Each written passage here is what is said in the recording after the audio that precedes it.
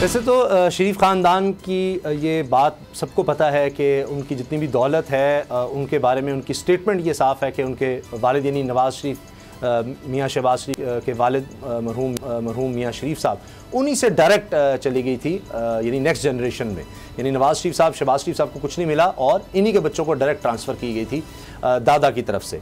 तो बहरहाल कुछ ना कुछ इनके से भी आ ही गया होगा, वरना स्टेटमेंट ये है, चाहे कौमी असम्बली में आप देख लें, कहीं भी देख लें, प्रोग्राम्स में देख लें, वो कहते हैं जी हमारे नाम तो कुछ नहीं, तो ये सीधा बच्चों के नाम गया था जब वो छोटे थे और यही सारा केस की बुनियाद भी है और इसीलिए वो कहते हैं जी मेरा तो कुछ है ही नहीं था, ये सब मेरे बच्चों का ही है।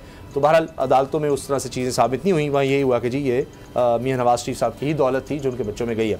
बहरहाल अब मियाँ नवाज़ शरीफ साहब के जितने भी यहाँ असासे हैं एक के बाद एक जनाब उनको नीलाम करने की बात हो रही है। उसकी वजह यह है कि 80 लाख पाउंड जुर्माना है मुख्तलिफ केसेस में मियाँ नवाज़ शरीफ साहब पर। अब वो बाहर हैं, इलाज उनका शुरू ही नहीं हो पा रहा, तभी ठीक कब होंगे, वापस नहीं आ रहे, अदालतें यहाँ पर बुलाती हैं। यहाँ तक हाई कोर्ट की बात, अब इस्लामाबाद कोर्ट की बात कर रहे थे तो वहीं पर ये हुआ कि जी वो तो मजाक उड़ाता होगा वो शख्स पाकिस्तान के निज़ाम का और अदालतों का। तो बहरहाल वो तो वापस नहीं आ रहे, लेकिन उनकी जो जायदाद यहाँ पर रह गई है उसको अब नीलाम किया जा रहा है। बाबर डोगर साहब, इसको रुकवाने के लिए पहले भी कोशिश हुई, कुछ थोड़ी बहुत जायदाद बिक सकी है, इससे कोई नुकसान होगा? मियाँ नवाज़ शरीफ साहब के इससे वापस आ जाएंगे या इससे कोई आपको लगता है कौमी ख़जाने में कोई पैसे आएंगे? उसामा साहब ये 19 तारीख रखी है, मुझे तो लग रहा है कि ये हो सकता है 1-2 दिन में वैसे स्टे आ जाए इस पर भी। अच्छा इनकी पहले भी जो शहूपुरा में प्रॉपर्टी नीलाम की गई थी तो उस बंदे की भी बड़ी अजीबोगरीब स्टोरी सामने आनी शुरू हो गई कि वो उनका अपना ही आदमी था जिसने बोली में हिस्सा लिया और जिस तरह की बोली जितनी जानी चाहिए थी उतनी नहीं गई। तो यहाँ पे भी प्रॉक्सी बोली। मुझे एक बात बताए, एक आम आदमी, एक न्यूट्रल आदमी क्यों जाके एक इस तरह सिस्टम माफिया जो है उसको चैलेंज करेगा उनकी रेट को और वहाँ जाके बोली में शिरकत करे और जनाब इतने पैसे दे और वो पता चले कि कल ये गवर्नमेंट नहीं है और बाद में वो प्रॉपर्टी भी उससे गई। जी ऐसा हो गया हुआ है, ऐसा माजी में हुआ है। बिल्कुल सर, एक दफ़ा नहीं बहुत दफ़ा हुआ है। तो इस तरह से जिस तरह से ये गवर्नमेंट रिकवरी करना चाह रही है इस तरह से रिकवरी नहीं होनी। ये जो छोटी छोटी प्रॉपर्टीज़ हैं इनको जनाब अटैच किया, अटैच करने के बाद जनाब इनकी नीलामी और नीलामी में जनाब सीरियस बायर जो है वो आएगा ही नहीं। 80 लाख पाउंड क्यों कोई अपना दाव पे लगाएगा जिसको नज़र आ रहा है कि ये जो गवर्नमेंट है इसकी साख हर आने वाले दिन के साथ ख़राब हो रही है और कल कोई पता नहीं नया सेटअप क्या होना है और उस नए सेटअप में वो क्यों चाहेगा कि जनाब कि हो सकता है कि ये वो वापस ले जाएं। इसमें वो हाई कोर्ट में उसके बाद सुप्रीम कोर्ट में भी जा सकते हैं, तो अपने पैसे क्यों फंसाएं? तो जिस तरह से ये रिकवरियाँ करने चाह रहे हैं इस तरह से रिकवरियाँ होनी नहीं है। एक धेला ये बाहर से नहीं लेके आया, ये कह रहे थे जी अरबों डॉलर की प्रॉपर्टीज़ बाहर पड़ी हुई हैं वो हम सारी रिकवर करेंगे, उसमें से 1 रुपया तो आ नहीं सका। अब चूँकि आगे इलेक्शन करीब आ रहे हैं, कौम को कुछ दिखाना भी है कि जनाब देखें हमने कुछ ना कुछ तो रिकवर किया था और कुछ नहीं तो हमने यहाँ पर जो इनकी प्रॉपर्टी थी वही बकवा दी। ठीक, तो वो भी हो सकता है कि ये खुद ही कोई बंदा खड़ा कर दें, वो जाके वो ये प्रॉपर्टी खरीद ले। सीरियसली मैं आपको कह रहा हूं, सही कह रहे हैं आप, कुछ न्यूट्रल बायर जो है वो तो ये प्रॉपर्टी नहीं खरीदने लगा। बड़ा मुश्किल होता है सर, और बाजी में हमने देखा है कि खरीदी हुई प्रॉपर्टी वो सब कुछ वापस मिल जाता है और वो हाथ मिलता रह जाता है आदमी। ये गुलाम साहब, अभी एक बड़े समझदार आदमी से मेरी बात हो रही थी, मैंने उनको कोई इस तरह लॉजिक पेश की, मैंने कहा जी कानून के तौर पर है सारा, आप करें, कोई इन्वेस्टमेंट है या कुछ है। उन्होंने कहा भाई हाथ जोड़ देने, कहा ये कानून का यहाँ पता होता है, कल को नई गवर्नमेंट आए वो सब कुछ बदल के रख दे, कुछ भी किसी भी वक्त सारा कुछ ही चेंज हो जाता है। तो हमारा ये वाकई ये निज़ाम इस तरह का है कि गवर्नमेंट बदले सब कुछ बदल जाता है। तो ये नहीं हो सकता कि अगरचे अदालती हुक्म है उसके मुताबिक आप नीलाम कर दें, कल को कुछ भी हो सकता है। ये हमने माजी में देखा है। कानून के एक बड़े माहिर थे, उन्होंने कानून की तारीफ़ ये की थी कि कानून एक मोम की नाक है और जिस तरफ चाहो उसको मोड़ लो। तो ये यहाँ पे इस केस के मस्ताक ये बिल्कुल बेहतरीन ये जुमला है। ये एक आई वॉश है, हम सब लिखते आए हैं, स्टोरियाँ करते आए हैं कितने सालों से। आसिफ अली जरदारी साहब की फ़लाँ जायदाद इसकी गज़ब हो गई है, फ़लाँ जायदाद जो है गज़ब होने के बाद इसको जनाब इसकी नीलामी होगी, इसको फ़लाँ कर लिया जाएगा। इसी तरह से इन लोगों की सुनते आ रहे हैं।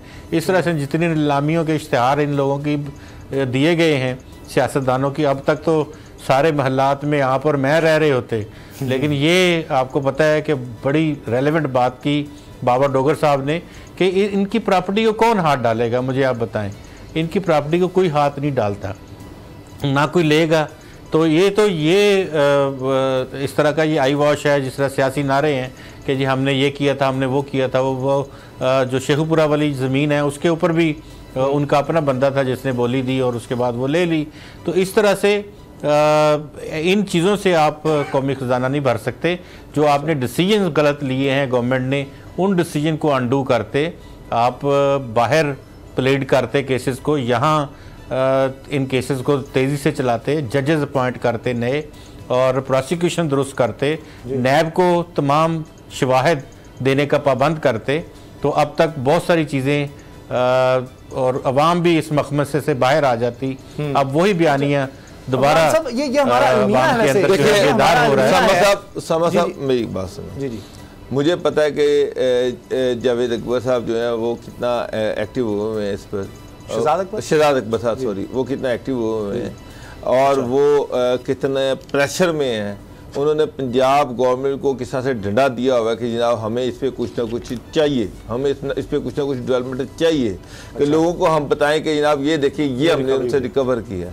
अब मियाँ साहब तो बाहर चले गए, उनकी सारी फैमिली भी चली गई, मरियम नवाज वहाँ पर है, मरियम नवाज के साथ तो कोई ऐसा चीज़ नहीं है। तो अब ये जो छोटे मोटे इस तरह के हैं कि जी 9 एकड़ ज़मीन है, 4 एकड़ ज़मीन है, इसको जनाब वो करके तो कुछ ना कुछ दिखाना चाह रहे हैं कि जनाब ये देखिए ये हमने उनसे रिकवरी की है। मुझे एक बात बताएं, आप अरबों डॉलर से शुरू हुए हैं और आके अब 80 लाख डॉलर है।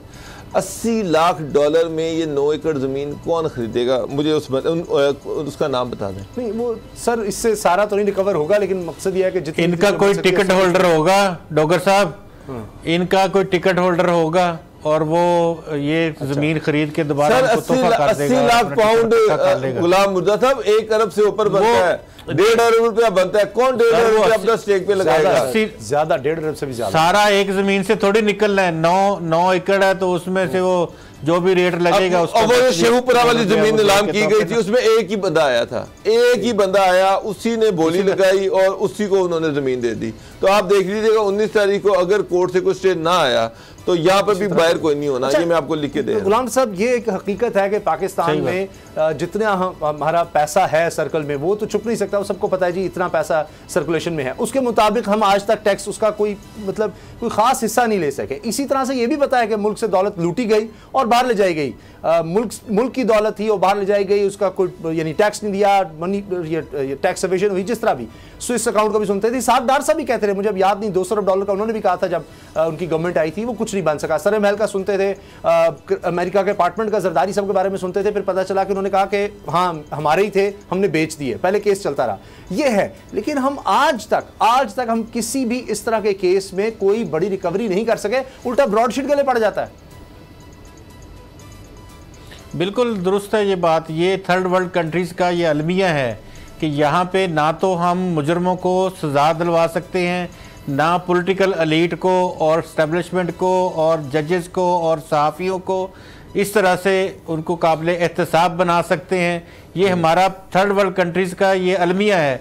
और इंडिया में देख लें, पाकिस्तान में देख लें, श्रीलंका और दीगर ममालिक करीबी जो हैं वहाँ पे देख लें, वहाँ पे ये सारे इसी तरह से फ़ायदे उठाते हैं और अपनी जायदादें बच्चे बाहर ले जाते हैं और अपनी लाइफ एंजॉय करते हैं। हम यहाँ भेड़ बकरियों की तरह इनकी अवाम जो है कभी किसी के नारे जिंदाबाद, कभी किसी के नारे मुर्दाबाद, कभी इसके पैसे लेके आएंगे, कभी स्विस पैसे लेके आएंगे, कभी लंदन से पैसे लेके आएंगे।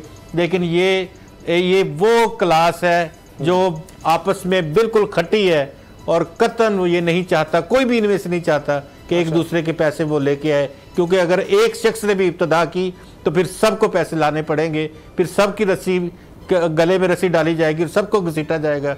लेकिन वो निज़ाम कोई भी यहाँ ना किसी को सूट करता है, शराफिया को ना वो आने देगी।